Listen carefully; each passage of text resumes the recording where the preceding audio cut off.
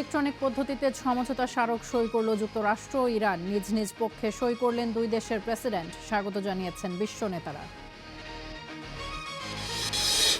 Iran যুদ্ধে ধরাশায়ী হয়ে এবারে গাজার ৭০% জমি দখলে নেয়ার ফন্দি নেতানিয়াহুর। পশ্চিম তীরের অবৈধ বসতির জমি বিক্রি করছে ইসরায়েল। পশ্চিমবঙ্গ থেকে অবৈধভাবে বাঙালি মুসলিমদের সীমান্তে ঠেলে দেয়া মানবাধিকার লঙ্ঘন বলছে হিউম্যান রাইটস ওয়াচ। অবৈধ কাজ বন্ধে ভারত সরকারের প্রতি আহ্বান। হোয়াইট হাউসের অনুষ্ঠানে ফের হামলার ছক। বিস্ফোরক বোঝাই ড্রোন দিয়ে আক্রমণের পরিকল্পনা ছিল উগ্রপন্থীদের। নস্যাতের দাবি এফবিআই এর। সামাজিক মাধ্যমের অ্যালগরিদমের ফাঁদে বিষণ্ণতায় কিশোর কিশোরীরা। কেউ কেউ বেছে নিচ্ছে আত্মহত্যার পথ। ফেসবুক, ইনস্টাগ্রাম, টিকটকের বিরুদ্ধে ইতালিতে মামলা।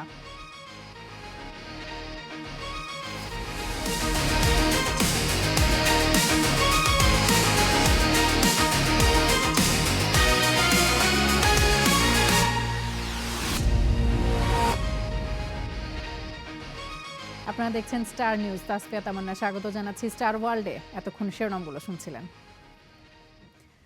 অবশেষে যুক্তরাষ্ট্র এবং ইরানের সমঝোতা স্মারকে সই করলেন দুই দেশের প্রেসিডেন্ট। আজ G7 সম্মেলনে থাকা মার্কিন প্রেসিডেন্ট ডোনাল্ড ট্রাম্প এতে সই করেন। প্যারিসের ভার্সাল রাজপ্রাসাদ থেকে তিনি সই করেছেন, আর ইরানের প্রেসিডেন্ট মাসুদ পেজেশকিয়ান সই করেছেন দেশ থেকে। ইলেকট্রনিক পদ্ধতিতে হওয়া এই সমঝোতা সইকে স্বাগত জানিয়েছেন বিশ্ব নেতারা। প্যারিসের বিখ্যাত ভার্সাল রাজপ্রাসাদ, এখানেই ঐতিহাসিক ইরান শান্তি চুক্তিতে সই করলেন মার্কিন প্রেসিডেন্ট ডোনাল্ড ট্রাম্প। ফরাসি প্রেসিডেন্ট ইমানুয়েল ম্যাখোর নিমন্ত্রণে ইউনেস্কো স্বীকৃত এই ওয়ার্ল্ড হেরিটেজ সাইটে নৈশভোজ করেন মার্কিন প্রেসিডেন্ট। তারপরই সেখানে সমঝোতা চুক্তিতে স্বাক্ষর করেন তিনি। সমঝোতা চুক্তিটিতে স্বাক্ষর হয়ে গেছে, ভার্সালে সেটিতে সই করেছি আমি। সমঝোতা চুক্তিতে সই করেছেন ইরানি প্রেসিডেন্ট মাসুদ পেজেশকিয়ানো। দেশটির রাষ্ট্রীয় সংবাদ মাধ্যম ইরনা প্রকাশ করেছে সে ছবি। বৃহস্পতিবার পররাষ্ট্র মন্ত্রণালয়ের মুখপাত্র ইসমাইল বাঘাইও এ তথ্য নিশ্চিত করেছেন। ইরান যুক্তরাষ্ট্র সমঝোতা স্মারক এখন আনুষ্ঠানিকভাবে সম্পন্ন ও চূড়ান্ত। দুপক্ষই এতে স্বাক্ষর করেছে। আগামী 60 দিন উপসাগরীয় অঞ্চলে সামরিক উপস্থিতি বাড়াতে পারবে না যুক্তরাষ্ট্র, আরোপ করতে পারবে না নতুন কোনো নিষেধাজ্ঞাও। ইরানের সামরিক সক্ষমতা কোনোভাবেই আলোচনার বিষয় হবে না। যদিও যুক্তরাষ্ট্র বলছে হরমুজ প্রণালী খুলে দেওয়া এবং ইরানের পারমাণবিক সক্ষমতা অর্জন না করার শর্তে যুদ্ধবন্ধে সম্মত হয়েছে তারা। এদিকে ইরানের স্পিকার বাঘের গালিবাফ বলেছেন হরমুজ খুললেও তা কখনোই আর যুদ্ধের আগের অবস্থায় ফিরে যাবে না। হরমুজ প্রণালী কখনোই পুরোপুরিভাবে যুদ্ধ পরবর্তী অবস্থায় ফিরে যাবে না। আন্তর্জাতিক আইন মেনে এই পথে কিছু বিধিনিষেধ বহাল রাখা হবে। চুক্তিটিকে বিশ্বশান্তির জন্য সঠিক পদক্ষেপ আখ্যা দিয়েছেন ফরাসি প্রেসিডেন্ট ইমানুয়েল ম্যাখো। এ চুক্তিকে স্বাগত জানিয়েছেন অন্যান্য বিশ্ব নেতারাও। এর আগে গেল রোববারই ইরান ও যুক্তরাষ্ট্রের মধ্যে ইলেকট্রনিক্যালি সাইন হয় এই সমঝোতা চুক্তি। তখন এতে স্বাক্ষর করেছিলেন মার্কিন ভাইস প্রেসিডেন্ট জেডি ভ্যান্স এবং ইরানি স্পিকার বাঘের গালিবাফ। ইফফাতিরা, স্টার নিউজ। দীর্ঘ 5 দশকের পশ্চিমা নিষেধাজ্ঞা আর সামরিক হুমকির পর ইরান যুক্তরাষ্ট্রের সমঝোতা স্মারক সইয়ের বিষয়টিকে মধ্যপ্রাচ্যের রাজনীতিতে একটি মোড় ঘোরানোর ঘটনা বলেই মনে করা হচ্ছে। ইরান প্রমাণ করেছে মধ্যপ্রাচ্যের রাজনীতির নিয়ন্ত্রণ এখন আর ইসরায়েল যুক্তরাষ্ট্রের হাতে নেই। একসময়ের বিচ্ছিন্ন ইরান যেখানে অন্যতম শক্তি হিসেবে হাজির হবার অপেক্ষায়। 1979 সালের আগ পর্যন্ত ইরান ছিল যুক্তরাষ্ট্রের অন্যতম বন্ধু, কিন্তু সে বছরের ইসলামী বিপ্লবের পর বন্ধু ইরান হয়ে ওঠে যুক্তরাষ্ট্রের অন্যতম শত্রু। ইরানের ওপর নেমে আসে ইউরোপ যুক্তরাষ্ট্রের অর্থনৈতিক নিষেধাজ্ঞা। কূটনৈতিকভাবে নিষেধাজ্ঞা জারি করে রীতিমতো বিচ্ছিন্ন করা হয় ইরানকে। এর উদ্দেশ্য ছিল বিপ্লবের পর ইসলামে প্রজাতন্ত্র হয়ে ওঠা ইরানের সামরিক সক্ষমতা গুঁড়িয়ে দেয়া ও মধ্যপ্রাচ্যে ইরানের প্রভাবকে শূন্যে নামিয়ে আনা। কিন্তু দীর্ঘ 5 দশকের এই অবরোধ বরং ইরানকে বিরুদ্ধ পরিবেশে টিকে থাকা শিখিয়েছে। কঠোর নিষেধাজ্ঞার মধ্যেও ইরান তার রাজনৈতিক স্বাধীনতা বজায় রেখেছে, শিল্প ও প্রযুক্তিগত সক্ষমতা গড়ে তুলেছে, উন্নত ক্ষেপণাস্ত্র কর্মসূচি নির্মাণ করেছে এবং মধ্যপ্রাচ্যে নিজের প্রভাব ধরে রেখেছে। প্রায় 3 মাসের কূটনৈতিক লড়াইয়ের পর যুক্তরাষ্ট্রের সাথে ইরানের চুক্তিকে সেই নতুন বাস্তবতার ফলাফল বলে মনে করছেন বিশ্লেষকরা। وارد یک دور جدیدی با آژانس خواهیم شد که معلوم نیست چه شکلی است. এই চুক্তির সবচেয়ে গুরুত্বপূর্ণ দিক হল ইরানের ক্ষেপণাস্ত্র কর্মসূচি এবং হিজবুল্লাহ ও হুতি গোষ্ঠীর প্রাসঙ্গিক আলোচনায় না রাখা। যুক্তরাষ্ট্র এ ব্যাপারে মুখ না খুললেও এখনই নিজেদের পরাজিত ভাবছে ইসরায়েল, কারণ বছরের পর বছর ধরে ইরানের সামরিক সক্ষমতা গুড়িয়ে দেওয়ার স্বপ্ন দেখছিল দুই বন্ধু দেশ। এটিকে কূটনীতির টেবিলে ইরানের সক্ষমতা অর্জন বলেই মনে করা হচ্ছে, ফলে বাস্তবতা মেনে নিতে বাধ্য হয়েছে যুক্তরাষ্ট্র। গুরুত্বপূর্ণ আরেক রণাঙ্গন লেবানন।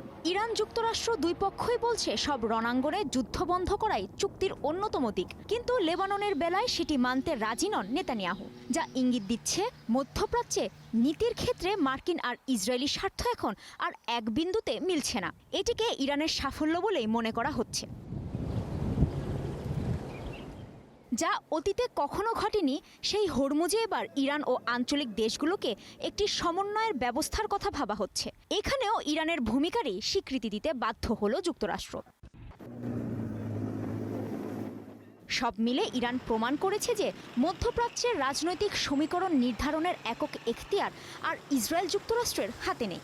সেই যুগ এবার শেষ হতে চলেছে। কাজী শাহরিন, স্টার নিউজ।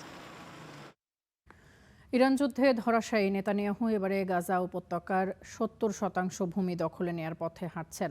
সম্প্রতি গাজার কথিত হলুদ রেখার সীমানা আরও বাড়িয়েছে ইসরায়েলি সেনারা। রাতের অন্ধকারে ট্যাঙ্ক নিয়ে খান ইউনিস এবং রাফা এলাকায় হলুদ রেখার সীমানা সম্প্রসারণ করে কংক্রিটের ব্লক স্থাপন করেছে ইসরায়েলের সেনারা। উচ্ছেদ করা হয় বেশ কিছু ফিলিস্তিনি পরিবারকে। এটি গাজার কথিত হলুদ রেখা। 23 সালের গাজার যুদ্ধের শুরুতেই ছোট্ট এই উপত্যকার অন্তত 54% ভূমি দখলে নিয়ে কাল্পনিক এই হলুদ রেখা গড়ে তোলে ইসরায়েল। বসানো হয় সেনাদের ওয়াচ টাওয়ার। এই রেখার কাছে এলেই গুলি করে হত্যা করা হয় ফিলিস্তিনিদের। গেল মাসে গাজার আরও অন্তত 70% এলাকা দখলে নেয়ার ঘোষণা দিয়েছিলেন নেতানিয়াহু। এবার তিনি সেই দখলদারিত্বের পথেই হাঁটছেন। সম্প্রতি পূর্ব খান ইউনিস ও উত্তর রাফা এলাকায় কথিত সেই হলুদ রেখার সীমানা বাড়িয়েছে ইসরায়েল। সেখানে নতুন কিছু চিহ্ন ও কনক্রিটের ব্লক স্থাপন করা হয়েছে। গাজার আল তুফা এলাকায় ট্যাঙ্ক নিয়ে প্রবেশ করে কয়েকটি পরিবারকে এলাকাটি ছাড়তে বাধ্য করা হয়েছে। আল্লাহর কসম, আমরা জানি না কোথায় যাব। আমাদের যাওয়ার কোনো জায়গা নেই। আমরা এতদিন হামলার মধ্যেও টিকেছিলাম, কিন্তু এখন আর সহ্য করতে পারছি না। পরিবার পরিজন নিয়ে আমরা কোথায় পালাবো? এই যে হলুদ লাইনটি, এটি আমাদের এলাকা ছোঁয়ার পরই আমরা পালানোর সিদ্ধান্ত নিয়েছি। এটি প্রথমে আল তুফা এলাকার কবরস্থানে ছিল। ভেবেছিলাম যাক, এটা অনেক দূরে আছে, কিন্তু আজ রাতে তারা সেই লাইন এখানে নিয়ে এসেছে। আমরা এখন যেন মৃত্যুর মুখোমুখি দাঁড়িয়ে। বাস্তুচ্যুত হতে হতে আমি ক্লান্ত, সত্যি ক্লান্ত। আমাদের কি দোষ যে আমাদের সঙ্গে এমন হচ্ছে? আমি কি আমার জিনিসপত্র নিয়ে রাস্তায় গিয়ে ঘুমাবো? আমি বহুবার রাস্তায় ঘুমিয়েছি, বহুবার বাস্তুচ্যুত হয়েছি, আর পারছি না। কেবল এই মানুষটিই নন, গাজার প্রায় 20 লাখ মানুষের সবাই জীবনে বহুবার বাস্তুচ্যুত হয়েছেন, কখনো ইসরায়েলি বোমায়, কখনো ইহুদি দখলদারদের হামলায়। 2 বছরের যুদ্ধে গাজা এখনও ধ্বংসস্তূপ। একটি বাড়িও আর আস্ত নেই। তবু মরণ ফাঁদ হয়ে থাকা সেই বাড়িগুলোতেই ফিলিস্তিনিরা তাদের মাথা গোঁজার ঠাঁই করে নিয়েছেন। 23 সালের অক্টোবর যুদ্ধের পর কথিত হলুদ রেখার নামে শুরুতে গাজার 54%, পরে ছোট্ট এই উপত্যকার 60% এলাকা দখলে নেয় ইসরায়েল। নেতানিয়াহুর এবার লক্ষ্য 70% ভূমি দখল। ইরান যুদ্ধে ধরাশায়ী নেতানিয়াহুর সামনে আগামী অক্টোবরে নির্বাচনের ভরাডুবির শঙ্কা।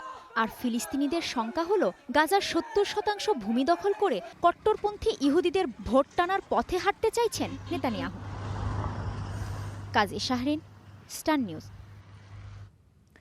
গাজায় ইসরায়েলি বর্বরতা এবং অধিকৃত পশ্চিম তীরে বসতি সম্প্রসারণের মধ্যেই এবারে নতুন বিতর্ক উঠেছে লন্ডনে। ইসরায়েলি একটি আবাসন ইভেন্টে পশ্চিম তীর এবং পূর্ব জেরুজালেমের অবৈধ বসতির জমি বিক্রির বিজ্ঞাপন দেওয়া হয়েছে। তাদের প্রচারপত্রে ফিলিস্তিনি ভূখণ্ডের একাধিক এলাকায় নাম পাওয়া গেছে। এই ঘটনায় ব্রিটিশ এমপি সহ শতাধিক রাজনীতিবিদ, লন্ডনের মেয়র সাদিক খান এবং মানবাধিকার সংগঠনগুলো সরকারকে বিষয়টি খতিয়ে দেখার আহ্বান জানিয়েছেন। পরে দায়সারাভাবে বিষয়টি বিজ্ঞাপন কর্তৃপক্ষের কাছে পাঠায় সরকার। জানিয়ে বাড়ছে ক্ষোভ। ইসরায়েলি হামলায় ধ্বংসস্তূপ এখন পুরো গাজা। অন্যদিকে পশ্চিম তীরে দখলদারিত্ব চলছেই ইসরায়েলি বাহিনী আর অবৈধ বসতি স্থাপনকারীদের। এসব ঘটনা যুগ যুগ ধরে চললেও আন্তর্জাতিক নিয়মনীতিকে বৃদ্ধাঙ্গুলি দেখিয়ে এবার অবৈধভাবে ফিলিস্তিনি জমি বিক্রি শুরু করতে যাচ্ছে Israel.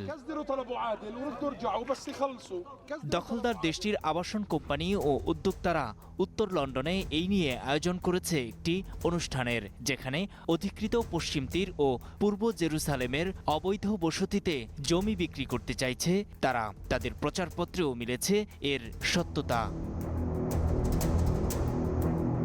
Great Israeli real estate event নামের অনুষ্ঠানের মূল উদ্যোক্তা মাই হোম ইন ইসরায়েল নামের একটি প্রতিষ্ঠান। তাদের প্রচারপত্র বিশ্লেষণ করে দেখা গেছে তাতে রয়েছে ইসরায়েলের দখলকৃত ফিলিস্তিনি বিভিন্ন এলাকায় স্থাপিত বসতি প্রকল্পের নাম। এ ঘটনায় ক্ষোভ প্রকাশ করেছেন যুক্তরাজ্যের মুসলিম সহ অধিকার কর্মীরা।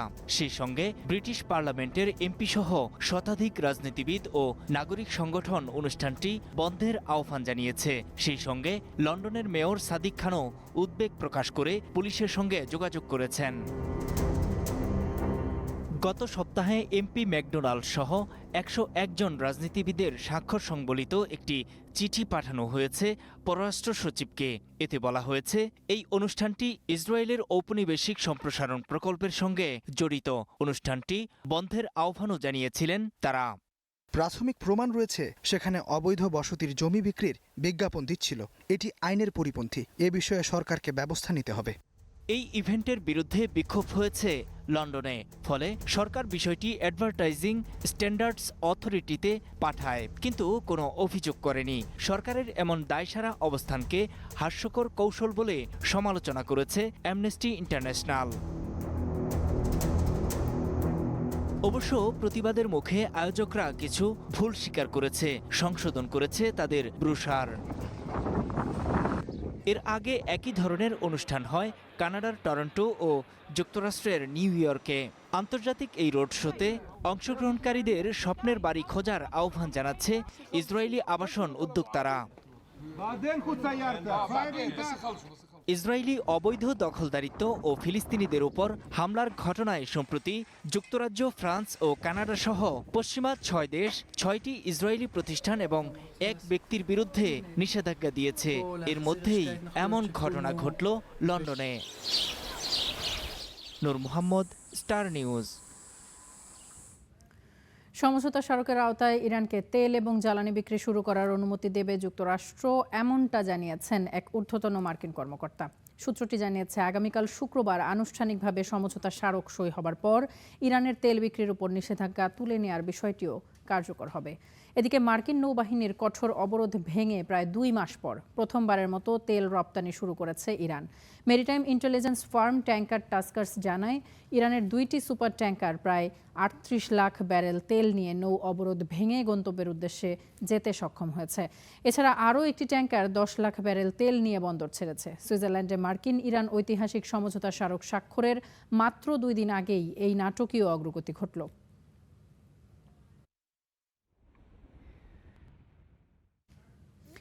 ফ্রান্সের এভিয়ানে আয়োজিত G7 সম্মেলনে প্রেসিডেন্ট ট্রাম্পের উপস্থিতিতে ওমান উপসাগরে মার্কিন হামলার অভিযোগ তুলে ধরলেন ভারতের প্রধানমন্ত্রী নরেন্দ্র মোদী।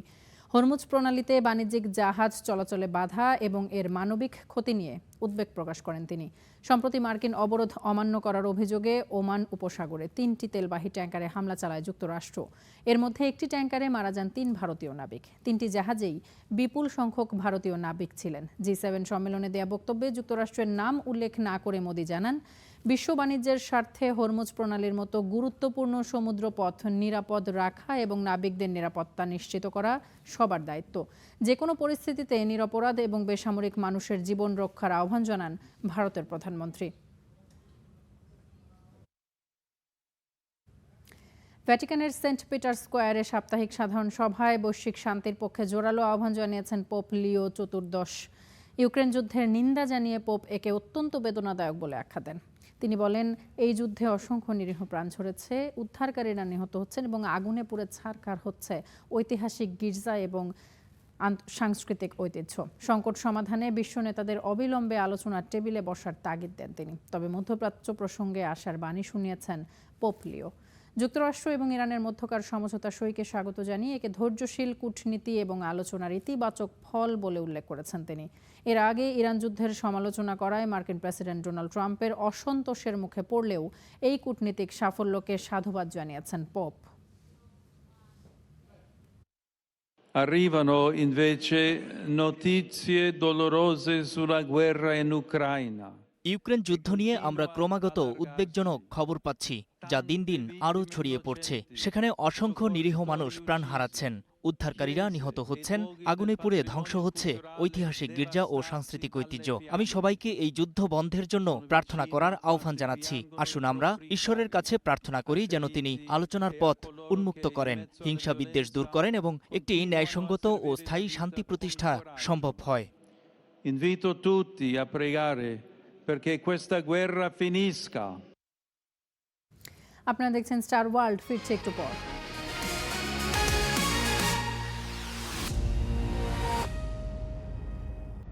বাংলার মাটির ঘ্রাণ, যে মাটি আগলে রাখে হাজার বছরের ঐতিহ্য, সুবাসে ভরা, প্রকৃতির যত্নে উৎপাদিত, স্বচ্ছতায় নিখুঁত, প্রতিটি দানায় বিশুদ্ধতার অঙ্গীকার। ফুডেলা চিনিগুড়া চাল, হৃদয়ে ছোঁয়া স্বাদে সাজুক উৎসবের গল্প, প্রতিটি দানায় ভালোবাসার ঘ্রাণ।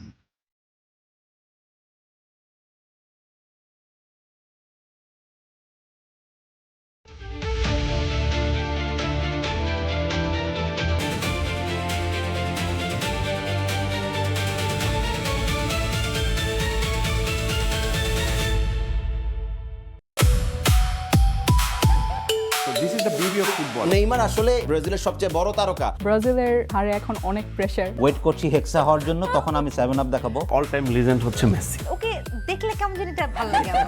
আর্জেন্টিনার সমর্থন কেন করেন? না বুঝেই আসলে ভালোবাসাটা কিভাবে যেন তৈরি হয়ে গেছে। কানাডা জিতুক আর কানাডার অ্যাম্বাসেডর আমাকে ডেকে বলুক আমার একটা ভিসা দিন। Germany is different. তাদেরকে শ্রদ্ধা করা উচিত। মানে ব্রাজিল কেন? Y Brazil bro? রোনালদিনোর মতো সুন্দর টাচটা আর ওয়ার্ল্ডের কেউ করে না। ফ্রান্স এবং স্পেন ছাড়া অন্য কেউ জিতবে না। বাংলার মাটির ঘ্রাণ, যে মাটি আগলে রাখে হাজার বছরের ঐতিহ্য, সুবাসে ভরা, প্রকৃতির যত্নে উৎপাদিত, স্বচ্ছতায় নিখুঁত, প্রতিটি দানায় বিশুদ্ধতার অঙ্গীকার। ফুডেলা চিনিগুড়া চাল, হৃদয়ে ছোঁয়া স্বাদে সাজুক উৎসবের গল্প, প্রতিটি দানায় ভালোবাসার ঘ্রাণ।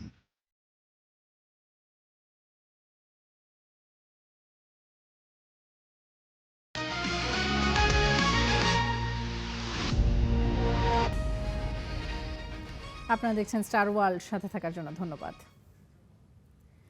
পশ্চিমবঙ্গ রাজ্যের ক্ষমতা হারানো তৃণমূল কংগ্রেসকে এবারে ছাড়তে হচ্ছে কলকাতার প্রধান কার্যালয়। ভবন মালিকের চাপে সরিয়ে ফেলা হচ্ছে আসবাবপত্র। কলকাতার মেট্রোপলিটন এলাকার তৃণমূল ভবন নামে পরিচিত বিল্ডিংয়ের একতলা এবং দোতলা থেকে চেয়ার, টেবিল, ফ্লেক্স, ব্যাকড্রপ সহ বিভিন্ন সামগ্রী সরানোর কাজ শুরু হয়েছে। প্রত্যক্ষদর্শীদের দাবি, রাতভর পণ্যবাহী গাড়িতে করে মালপত্র সরিয়ে নেওয়া হয়। মধ্যরাতে 2টি ফ্লোর খালি করে তালা লাগিয়ে দেওয়া হয়। বাকি ফ্লোর থেকেও দ্রুত সব সরানো হবে বলে জানা গেছে। তবে ভবনটির মালিক মনতোষ ওরফে মন্টু সাহার সঙ্গে তৃণমূল কংগ্রেসের দীর্ঘদিনের টানাপোড়েনের মধ্যেই এই ঘটনা সামনে এসেছে। 2021 সালের পর থেকে পুরনো তৃণমূল ভবনের সংস্কার কাজ চলায় এই 5তলা ভবনটিকেই অস্থায়ী দলীয় সদর দফতর হিসেবে ব্যবহার করা হচ্ছিল। মালিক পক্ষের অভিযোগ, বহুবার অনুরোধ সত্ত্বেও ভবন খালি করা হয়নি। অন্যদিকে তৃণমূলের দাবি, 2027 সাল পর্যন্ত ভবন ব্যবহারের বৈধ চুক্তি রয়েছে এবং দলের পক্ষ থেকেই আসবাবপত্র সরানোর কাজ করা হচ্ছে। যদিও বিষয়টি নিয়ে এখনও তৃণমূল বা মালিক পক্ষের তরফে কোনো আনুষ্ঠানিক ঘোষণা করা হয়নি।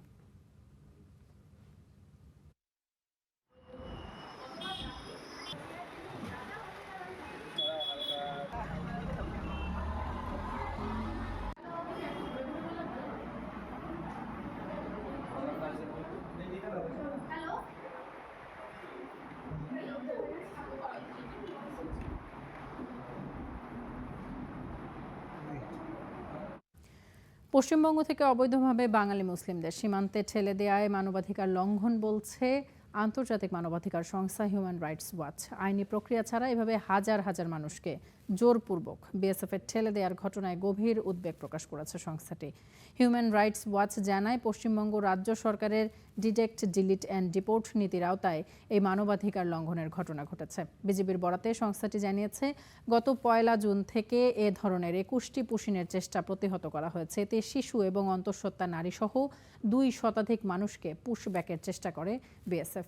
প্রত্যক্ষদর্শীরা জানায়, রাতের আধারে বিএসএফ সীমান্তে মানুষ জড়ো করে কাঁটাতারের ফাঁক দিয়ে বাংলাদেশে পুশিনের চেষ্টা চালায়, যার ফলে শূন্য রেখায় চরম মানবিক বিপর্যয় তৈরি হচ্ছে। অবিলম্বে এই অবৈধ কার্যক্রম বন্ধ এবং মুসলিমদের প্রতি বৈরিতা বন্ধ করতে ভারত সরকারের প্রতি আহ্বান জানিয়েছেন HRW।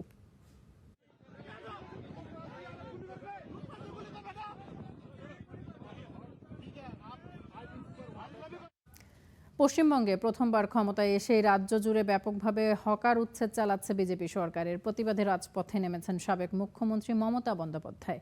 পুনর্বাসন ছাড়া হকার উচ্ছেদের বিরুদ্ধে অবস্থান নিয়ে বুকে প্ল্যাকার্ড ঝুলিয়ে মানববন্ধন করেন তিনি। এরপর হকার এবং ছোট ব্যবসায়ীদের স্বার্থ রক্ষার দাবিতে পদযাত্রায় অংশ নেন তিনি। ধর্মতলা মোড় থেকে ওয়েলিংটন পর্যন্ত বিজেপি সরকার বিরোধী প্রতিবাদ মিছিলে নেতৃত্ব দেন মমতা। মমতার সঙ্গে এদিন মিছিলে অংশ নিয়েছেন ভেঙে যাওয়া তৃণমূল কংগ্রেসের হাতে গোনা কয়েক নেতাকে দেখা গেছে। পদযাত্রা শেষে কোনো বক্তব্য দেননি মমতা। নির্বাচনে ভরাডুবির পর তৃণমূল কংগ্রেসে ভাঙন দেখা দেয় দুর্বল হয়ে পড়েছে এই দল। রাজনৈতিক বিশ্লেষকরা মনে করছেন, হকার উচ্ছেদ ইস্যুতে রাজপথে নেমে দলের সাংগঠনিক শক্তি বোঝার চেষ্টা করছেন মমতা। এদিকে মমতা আন্দোলনে ফিরলেও তার দলের নেতাকর্মীদের গ্রেপ্তার করা হচ্ছে। দুর্নীতি এবং প্রাণনাশের হুমকির অভিযোগে সবশেষ গ্রেপ্তার হয়েছেন মমতা দলের নেতা এবং সাবেক মন্ত্রী উদয়ন গুহ।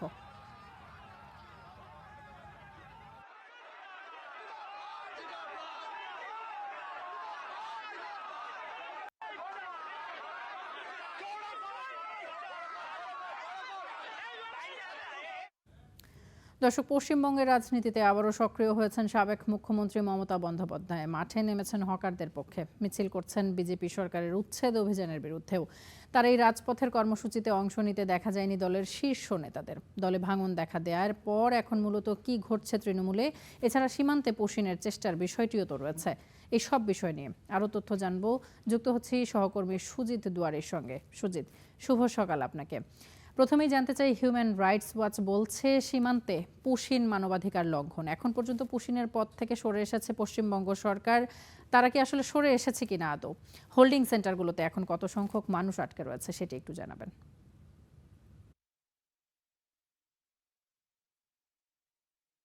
আপনাকে জানিয়ে রাখছি যে এই যে পুশিং প্রক্রিয়া যেটা চলছে সেটা কিন্তু অব্যাহত রয়েছে এখনো পর্যন্ত।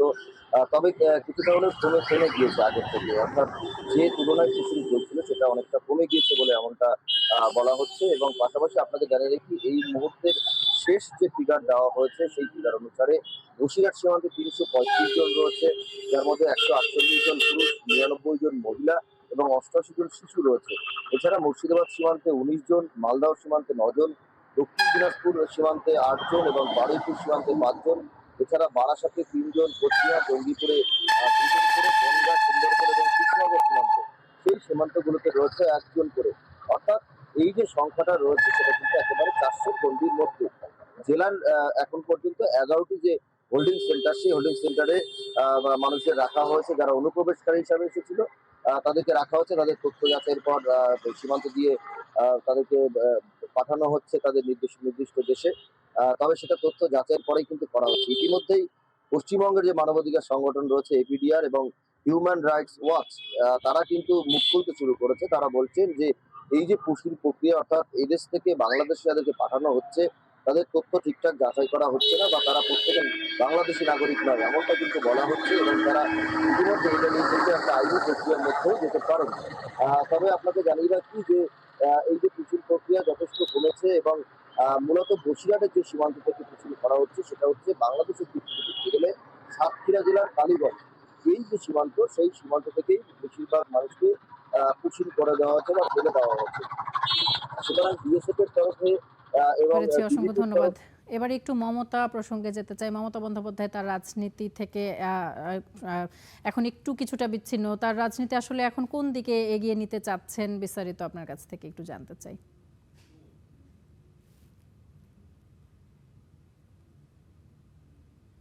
রাজনীতিতে যথেষ্ট কোণঠাসা রয়েছে মমতা বন্দ্যোপাধ্যায়। তিনি এই মুহূর্তে তার রাজনীতিতে অবস্থান তিনি নিজে বুঝতে পারছেন না, তিনি কংগ্রেসের সঙ্গে যাবেন নাকি নিজের দলকে আবার মেরামতি করবেন। কারণ ইতিমধ্যেই তার দলের সাংসদ বিধায়করা তার থেকে সরে গিয়েছে। 20 জন সাংসদ তারা নিজেদের মতো করে এনসিপিআই এর সঙ্গে যোগদান করেছে। অর্থাৎ আমরা যদি দেখি যে একদম সামনের সপ্তাহে কয়েকদিন আছে হাতে গোনা, 3-4 দিন বাদেই বাদল অধিবেশন সংসদে, সেখানে কিন্তু তারা আলাদা আসনে বসবে। এর জন্য ওম বিড়লার কাছে যে সংসদের স্পিকার তার কাছে কিন্তু তারা আবেদন ইতিমধ্যে জমা দিয়েছেন। এবং তৃণমূলের তরফে অভিষেক বন্দ্যোপাধ্যায় এবং তৃণমূল সচিব মমতা বন্দ্যোপাধ্যায় তারাও ওম বিড়লার কাছে গিয়েছিলেন। তারাও একটা লিখিত পত্র দিয়েছেন এবং জানিয়েছেন তৃণমূলের মধ্যে কোনো বিভাজন নেই, অর্থাৎ দ্বিতীয় কোনো দল নেই। সুতরাং বাদল অধিবেশনের সময় স্পিকারের সামনে আরো নতুন কোনো উত্থাপন হয় কিনা, 1/3 যে সমর্থক সেটা নিয়ে 20 জন সাংসদ নিয়ে নতুন করে তারপরে যে স্পিকাররা নতুন করে তারা তৃণমূলের সিম্বলের দাবিদার করে বা এই বিষয়টি যদি কোর্ট পর্যন্ত গড়ায় তার আগে নির্বাচন কমিশনের কাছেও তারা জানাবেন। এই প্রক্রিয়া কিন্তু হতে পারে। আপাতত যে দলত্যাগী বিরোধী আইন, সেই আইন থেকে বাঁচতেই তৃণমূলের সাংসদরা, মূলত 20 জন সাংসদ, আরো 2 জন আসতে পারেন শোনা যাচ্ছে, তারা এই সাংসদরা কিন্তু এনসিপিআই এর সঙ্গে হাত মিলিয়েছে। একদম ছোট দল এনসিপিআই, তার সঙ্গে হাত মিলিয়ে তারা সংসদীয় অধিবেশন, বাদল অধিবেশনের শুরুটা করবে, এমনটা কিন্তু জানা গেছে। তামান্না। সুজিত, আমরা জানতে চাচ্ছিলাম যে মমতা বন্দ্যোপাধ্যায় তার রাজনীতিতে কোন দিকে এগিয়ে যাচ্ছেন সেটি আপনি বলছিলেন। প্রবল শক্তিশালী একটি রাজনৈতিক দল ক্ষমতা হারানোর সঙ্গে ভেঙে কয়েক ভাগ হয়ে গেল। দল গোছানোর এখন কি ধরনের পদক্ষেপ এবং যে গুঞ্জন রয়েছে যে তিনি আবারও কংগ্রেসে যোগ দিতে পারেন সেই বিষয়ে বিস্তারিত জানতে চাই।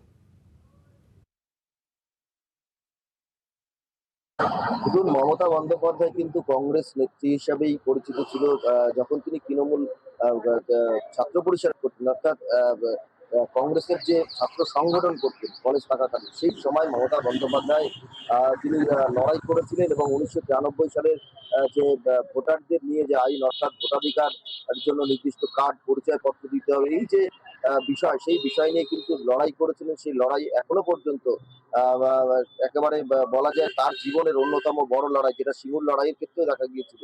অর্থাৎ বিরোধী থাকাকালীন, তিনি কংগ্রেস নেত্রী থাকাকালীন বিভিন্ন আন্দোলন করেছিলেন। পরবর্তীতে কংগ্রেসের সঙ্গে মতবিরোধের কারণে 1998 সালে তিনি দল পরিবর্তন করেন। সেই পরিবর্তনের পরে এই যে সময়টা তিনি দীর্ঘ সময় কাটালেন এবং পশ্চিমবঙ্গের মুখ্যমন্ত্রী হলেন, এবং এই সময় যে 40% মানুষ তাকে ভোট দিয়েছিল, সেই মানুষগুলো কিন্তু তার পক্ষে সবাই আসতে পারছেন না। কারণ শাসক দল যারা রয়েছে, অর্থাৎ এখানে এই মুহূর্তে যারা রয়েছে বিজেপি, সেই বিজেপির তরফে কোথাও কি চাপ সৃষ্টি করা হতে পারে শাসক দলের উপরে, শাসক দলের কর্মীদের উপরে, এই একটা আশঙ্কা রয়েছে। অর্থাৎ শাসক দল যদি কিছু নাও বলে সেক্ষেত্রে একটা মানসিক ভয় রয়েছে। কারণ ইতিমধ্যেই আপনি জানেন যে বিভিন্ন নেতা কর্মী প্রতিনিয়ত গ্রেপ্তার হচ্ছেন, অর্থাৎ তৃণমূলের প্রাক্তন বর্তমান সাংসদরা, এমএলএরা গ্রেপ্তার হচ্ছেন, নেতারা গ্রেপ্তার হচ্ছেন, তাদের প্রচুর সম্পত্তি পাওয়া যাচ্ছে এবং অনৈতিক কাজের সঙ্গে যুক্ত থাকা পাওয়া যাচ্ছে। কারোর বাড়ি থেকে টাকা উদ্ধার হচ্ছে, কারোর বাড়ি থেকে অস্ত্র উদ্ধার হচ্ছে। সেখানে দাঁড়িয়ে মমতা বন্দ্যোপাধ্যায় তার যে দল, তার যে দিশা কি হবে, কয়েকদিন আগে আমরা দেখেছিলাম বৈঠক থেকে একটা কমিটি ঠিক করা হয়েছিল, সেই কমিটি থেকেও কিন্তু একেবারে জেলার স্তরে কোনো টিম ঘোষণা করা হয়েছে। সুতরাং মমতা বন্দ্যোপাধ্যায় কি করবে এটা সময়ের অপেক্ষা। সুজিত, অসংখ্য ধন্যবাদ আপনাকে আমাদের সঙ্গে যুক্ত হয়েছেন। পুশিন এবং মমতা কেন্দ্রিক যে ভারতীয় রাজনীতি সেটি আপনি আমাদেরকে জানাচ্ছিলেন। আগামী 21 জুন দেশ জুড়ে হতে যাওয়া মেডিকেল ভর্তি পরীক্ষা বা NEET পরীক্ষা সামনে রেখে এবারে ভারতে ব্লক করা হলো টেলিগ্রাম অ্যাপ। গত মাসে প্রশ্ন ফাঁসের অভিযোগে 23 লাখ শিক্ষার্থীর ফল বাতিলের পর 21 জুন পুনর্পরীক্ষার সামনে রেখে এই ব্যবস্থা নিয়েছে বিজেপি সরকার। তবে এতেও কমছে না শিক্ষার্থীদের ক্ষোভ। প্রশ্ন ফাঁস চক্রকে ঠেকাতে না পেরে এবার টেলিগ্রাম অ্যাপ বন্ধ করছে ভারতের বিজেপি সরকার। ভারতে যাতে অ্যাপটি পাওয়া না যায় তাই গুগল ও অ্যাপলকে তাদের প্লে স্টোর থেকে অ্যাপটি সরিয়ে ফেলার নির্দেশ দেওয়া হয়েছে। ভারতের শিক্ষার্থীদের দাবি ছিল প্রশ্ন ফাঁস চক্রের বিচার, কিন্তু টেলিগ্রাম অ্যাপ ব্যবহার করে প্রশ্ন ফাঁস হওয়ায় এবার সেটাই বন্ধ করলো সরকার। আর এ নিয়ে এখন শুরু হলো নতুন বিতর্ক। শর্ট টার্ম কি উসকো ব্যান কর দিয়া যায় তাকি টেলিগ্রাম অ্যাপের বিভিন্ন গ্রুপে যে ধরনের কার্যকলাপ চলছে, স্বল্প সময়ের জন্য এটি নিষিদ্ধ করাটা খারাপ না, কারণ এর সাথে লাখো শিক্ষার্থীর ভবিষ্যৎ জড়িত। এতে প্রশ্ন ফাঁসের ঝুঁকি যদি সামান্যও কমে তাহলে সেটা মন্দ নয়। সোশ্যাল মিডিয়া অ্যাপস কো রেস্ট্রিক্ট করনে সে কুছ নেই হোগা। আমাদের দেশে প্রশ্নপত্র ফাঁস হচ্ছে, এটা আমাদের ব্যবস্থাগত ব্যর্থতা। সামাজিক যোগাযোগ মাধ্যমের অ্যাপগুলো ব্লক করে এর সমাধান হবে না। যদি কর্তৃপক্ষ পরীক্ষা নেওয়ার ব্যবস্থাটির দিকে মনোযোগী হতো তাহলে কোনো অ্যাপ বন্ধ করার দরকার হতো না। लिए जाते तो आई डोंट थिंक ये सब करने की जरूरत पड़ती। সরকারের দাবি মেডিকেল ভর্তি পরীক্ষার প্রশ্ন ফাঁসের জন্য টেলিগ্রাম অ্যাপ ব্যবহার করেছে অপরাধীরা। গত মাসে এমন অভিযোগে একটি পরীক্ষার ফল বাতিল করতে বাধ্য হয় কর্তৃপক্ষ। আগামী 21 জুন হতে যাচ্ছে ন্যাশনাল এলিজিবিলিটি কাম এন্ট্রান্স টেস্ট বা NEET এর সেই পুনঃপরীক্ষা। শিক্ষা ব্যবস্থায় দুর্নীতির গোড়ায় হাত দিতে না পেরে এবার অ্যাপ বন্ধ করে শিক্ষার্থীদের ক্ষোভ কামাতে চাইছে দিল্লি সরকার। এবার আমরা স্বাভাবিক প্রক্রিয়ার চেয়ে অতিরিক্ত নিরাপত্তা স্তর যুক্ত করেছি। প্রশ্ন প্রণয়ন, অনুধাবন, মুদ্রণ, পরিবহন কিংবা পরীক্ষায় অনুষ্ঠিত হওয়ার দিন পর্যন্ত তা সংরক্ষণের সঙ্গে জড়িত কেউ যেন কোনোভাবে কোনো অপরাধে যুক্ত হতে না পারে তা নিশ্চিত করেছি।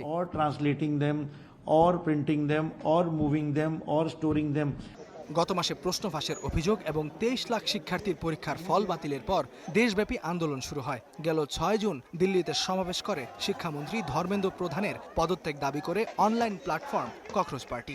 আগামী 23 জুন আবারও তারা সমাবেশ ডেকেছে। ইস্তিহাদুল মাহমুদ, স্টার নিউজ। মার্কিন যুক্তরাষ্ট্র এবং ইরানের মধ্যে একটি প্রাথমিক সমঝোতা স্মারক সই এবং ইরান যুদ্ধ অবসানের খবরের জেরে বিশ্ববাজারে অপরিশোধিত তেলের দাম ব্যারেল প্রতি $12 কমে $79 নেমে এসেছে।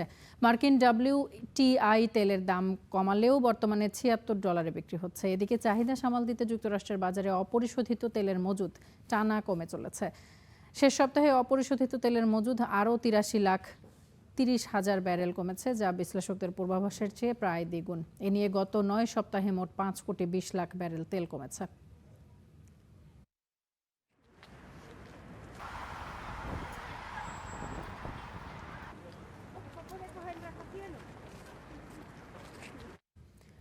প্যারিসে চলমান G7 সম্মেলনে যখন রুশ ইউক্রেন যুদ্ধ বন্ধের আলোচনা চলছে, তখন ইউক্রেনে একের পর এক হামলা চালিয়ে যাচ্ছে রাশিয়া। দক্ষিণ পূর্বাঞ্চলীয় জাপোরিঝিয়ায় রাশিয়ার ড্রোন হামলায় মারা গেছেন একজন, আহত আরও 7 জন। এমন পরিস্থিতিতে 4 বছর আগে যুদ্ধ শুরু করা নিয়ে সরাসরি হতাশা প্রকাশ করলেন ইউক্রেনের প্রেসিডেন্ট ভলোদিমির জেলেনস্কি। রুশ হামলায় জ্বলছে জাপোরিঝিয়ার এই আবাসিক ভবন। বুধবার ইউক্রেনের দক্ষিণ পূর্বাঞ্চলীয় এই এলাকায় ড্রোন হামলা চালায় মস্কো। মঙ্গলবারও G7 সম্মেলনে মার্কিন প্রেসিডেন্ট বলেছিলেন যুদ্ধবন্ধে আগ্রহী রাশিয়া ইউক্রেন দুপক্ষই, কিন্তু রণাঙ্গনে ঠিক উল্টো চিত্র। একদিন আগেও কিয়েভে স্মরণকালের বড় হামলা চালায় রাশিয়া।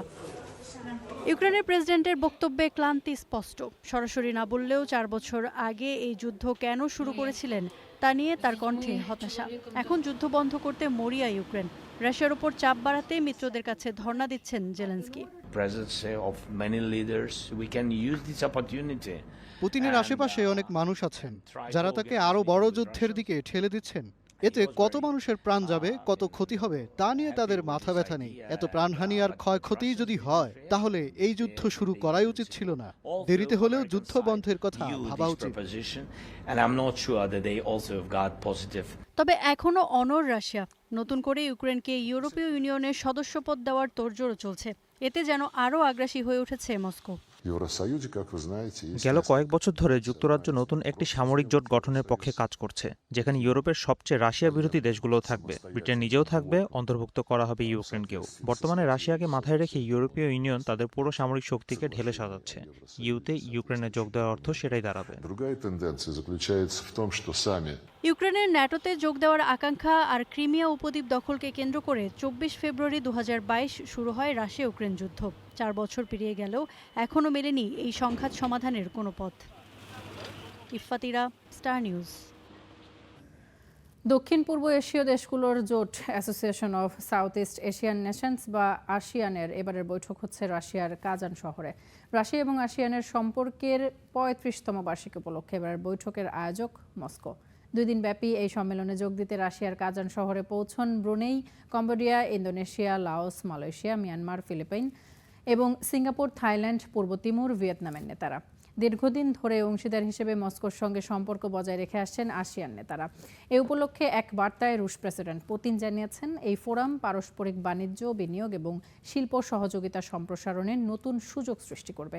সেই সাথে একটি ন্যায়সঙ্গত বিশ্ব ব্যবস্থা গড়ার বিষয়েও আলোচনার কথা জানান পুতিন। প্রসঙ্গত, চীনের পর এবারে আসিয়ানের হাত ধরে মস্কোর সাথেও ঘনিষ্ঠ সম্পর্কের সুযোগ পাচ্ছেন মিয়ানমারের এক কালের সামরিক জান্তা মিন অং লাইং।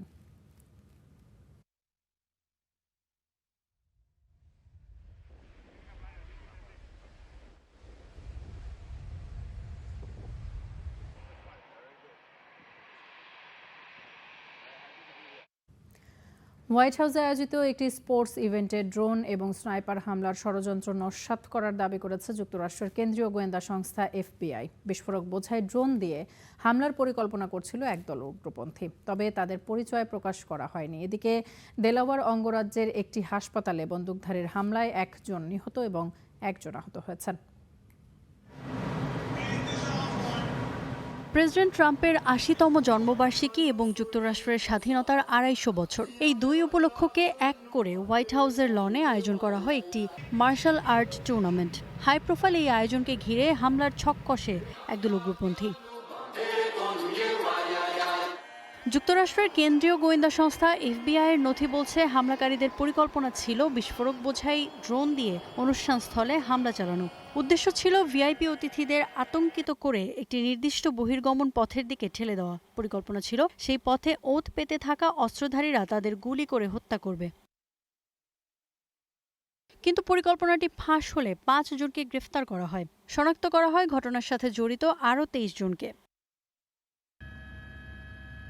এদিকে ডেলাওয়ার অঙ্গরাজ্যের ওয়েলমিংটন হাসপাতালে হামলা চালায় এক বন্দুকধারী। গোলাগুলির শব্দে রণক্ষেত্রে পরিণত হয় পুরো হাসপাতাল। জরুরি বিভাগে আকস্মিক এমন হামলায় আতঙ্কিত হয়ে পড়েন রোগী ও চিকিৎসকরা।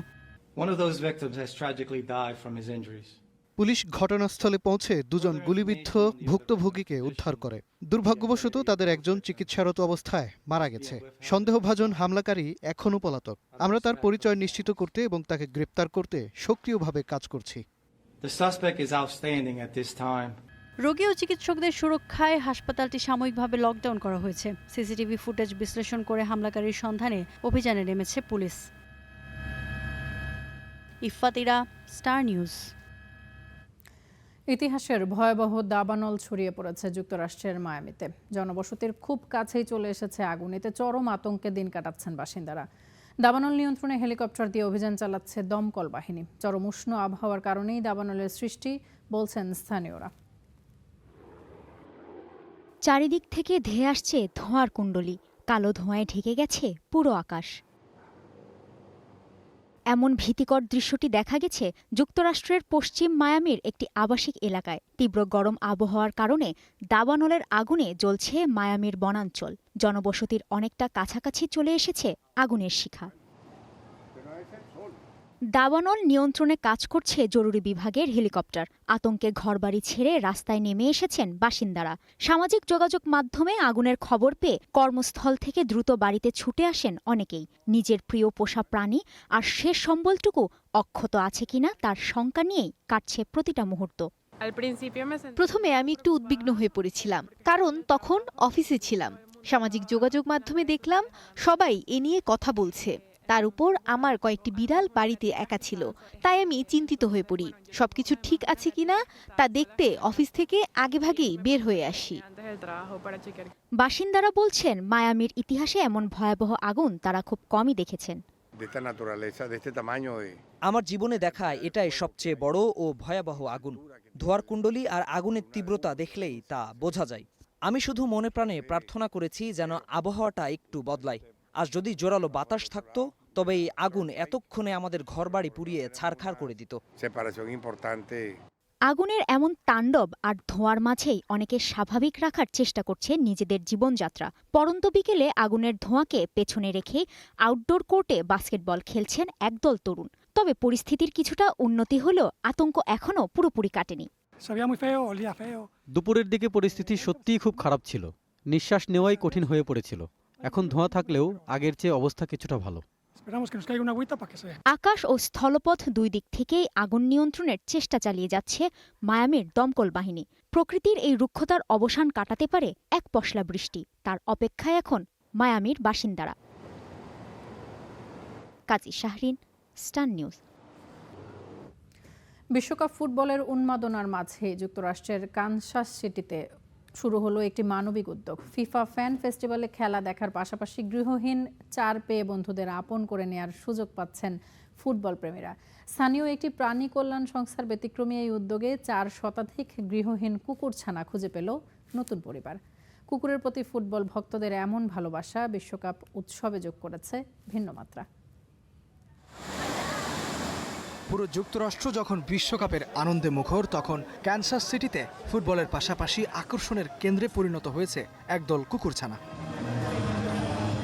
কেসি পেট প্রজেক্ট নামের একটি প্রাণী কল্যাণ সংস্থা ফুটবল ভক্তদের জন্য চালু করেছে একটি অ্যাডপশন ক্যাম্প। মাত্র 7.5 সপ্তাহ বয়সী 4টি কুকুরছানা খুদে ফুটবল ভক্তদের মাঝে ব্যাপক সাড়া ফেলেছে। 2 দিন বয়সে পরিত্যক্ত অবস্থায় উদ্ধার হওয়া ছানাগুলোকে লালন করছে এই সংস্থা। আমরা সম্ভবত দর্শকদের প্রিয় একটি অংশ হয়ে উঠেছি। আমরা আশা করছি পুরো বিশ্বকাপ জুড়ে আমরা আশ্রয় প্রয়োজন এমন আরও কুকুর নিয়ে আসতে পারবো। মানুষ কুকুরগুলোকে আদর করছে ও বুকে জড়িয়ে নিচ্ছে, এটা দেখতে খুবই ভালো লাগছে। কুকুরছানাদের আদর করতে এবং তাদের সাথে ছবি তুলতে ভিড় জমাচ্ছেন সব বয়সী মানুষ। টুর্নামেন্ট জুড়ে এমন আরও ডজনখানেক কুকুরছানা ফ্যান ফেস্টিভ্যালে প্রদর্শন করা হবে। এমনকি দত্তক নিলে $50 আর্থিক সহায়তা দেবে পুরিনা নামের বহুজাতিক কোম্পানি। বছরের 16,000-এরও বেশি প্রাণীর যত্ন নেয়া কেসি পেট প্রজেক্ট আশা করছে এই ফুটবল বিশ্বকাপের মঞ্চকে কাজে লাগিয়ে শত শত গৃহহীন প্রাণী তাদের স্থায়ী ঠিকানা খুঁজে পাবে। খেলার মাঠে গোল উৎসবের পাশাপাশি এই মানবিক উদ্যোগ বিশ্বজুড়ে প্রশংসা কুড়াচ্ছে। ইস্তিহাদুল মাহমুদ, স্টার নিউজ। সামাজিক যোগাযোগ মাধ্যমের অতিরিক্ত আসক্তি আর অ্যালগোরিদমের ফাঁদে পড়ে বিষণ্ণতায় ডুবছে কিশোর কিশোরীরা। এক পর্যায়ে কেউ কেউ করে বসছে আত্মহত্যাও। এমন অবস্থায় উঠতি বয়সের শিশুদের নিয়ে শঙ্কিত বাবা মায়েরা। উপায়ন্তর না পেয়ে ফেসবুক, ইনস্টাগ্রাম আর টিকটকের মতো প্রযুক্তি প্রতিষ্ঠানের বিরুদ্ধে আদালতে গেলেন ইতালির অভিভাবকরা। 12 বছরের কিশোরী রোসেলা। মাত্র কয়েক মাসের ব্যবধানে বদলে যায় তার আচরণ। সামাজিক যোগাযোগ মাধ্যমে প্রতিনিয়ত দেখতে শুরু করে আত্মহত্যা সংক্রান্ত কন্টেন্ট। এক পর্যায়ে বিষণ্ণতার চূড়ান্ত ধাপে গিয়ে নিজের জীবনটাই কেড়ে নেয় সে। এ ঘটনা 2024 সালের। রোসেলার মতো একই গল্প 16 বছর বয়সী কিশোর অ্যান্তোনিওরও। তার হাতে স্মার্টফোন আসার পর বইয়ের পাতা থেকে চোখ চলে যায় অন্তহীন স্ক্রলিংয়ে। হ্যারি পটার পড়ার অভ্যাস বদলে যায় স্ক্রিনের নেশায়। এমনকি বিদ্যালয় থেকে ঝরে পড়ে তার ছোট বোন ইভানাও। 2 সন্তানের এমন আকস্মিক পরিবর্তনে নিরুপায় মা ভ্যালেন্টিনা। ইতালির অভিভাবক সংগঠন মোইজের সহায়তায় রোসেলার মা রগেরো ও ভ্যালেন্টিনার মতো মায়েরা এবার একজোট হয়েছেন ফেসবুক ও ইনস্টাগ্রামের মূল প্রতিষ্ঠান মেটা আর টিকটকের বিরুদ্ধে। মিলানের আদালতে তারা দায়ের করেছেন মামলা। মেয়ের মৃত্যুর পর ওর ডিভাইসগুলো আনলক করে অনলাইন অ্যাক্টিভিটি দেখে আমি স্তব্ধ হয়ে যাই। রসেলার অ্যাকাউন্টে শুধু বিষণ্ণতা আর আত্মহত্যার কন্টেন্ট পুশ করা হচ্ছিল। এই বিধ্বংসী অ্যালগোরিদম যদি না থাকতো, যদি এই অবিরাম স্ক্রলিং না থাকতো, তবে হয়তো আমি আমার মেয়েকে বোঝার জন্য আরেকটু সময় পেতাম। ও আজ আমাদের মাঝেই থাকতো। মামলায় অভিযোগে বলা হয়েছে ক্যাসিনোর স্লট মেশিনের মতোই কাজ করে এই সামাজিক যোগাযোগ মাধ্যমগুলো, যা বারবার মস্তিষ্কে ডোপামিন নামের এক ধরনের হরমোন নিঃসরণ ঘটায়। এটি কিশোর কিশোরীদের মনে এক ধরনের কৃত্রিম আনন্দ ও তীব্র আসক্তি তৈরি করে। হয়তো তরুণদের জন্য সোশ্যাল মিডিয়া পুরোপুরি নিষিদ্ধ করার প্রয়োজন নেই, কিন্তু এমন প্ল্যাটফর্ম তৈরি করা উচিত যা তাদের জন্য নিরাপদ। আমি আমার 4 সন্তানের মানসিক স্বাস্থ্য নিয়ে প্রতিনিয়ত আতঙ্কে থাকি।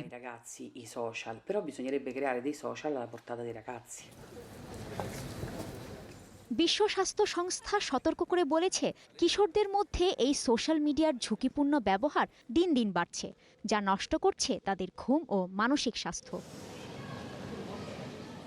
তবে আদালতে এ ধরনের সব অভিযোগ অস্বীকার করেছে মেটা ও টিকটক।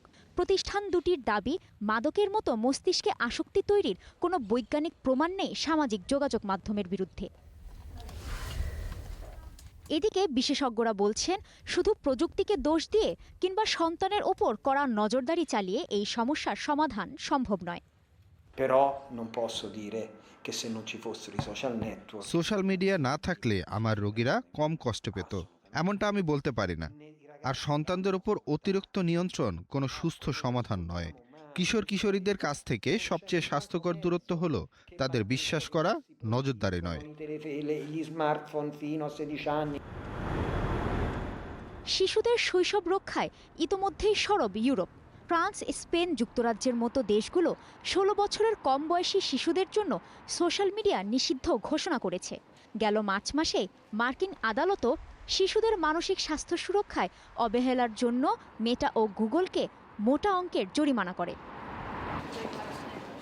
কাজী শাহরিন, স্টার নিউজ। এই ছিল আজকের স্টার ওয়ার্ল্ডে। এতক্ষণ সাথে থাকার জন্য ধন্যবাদ।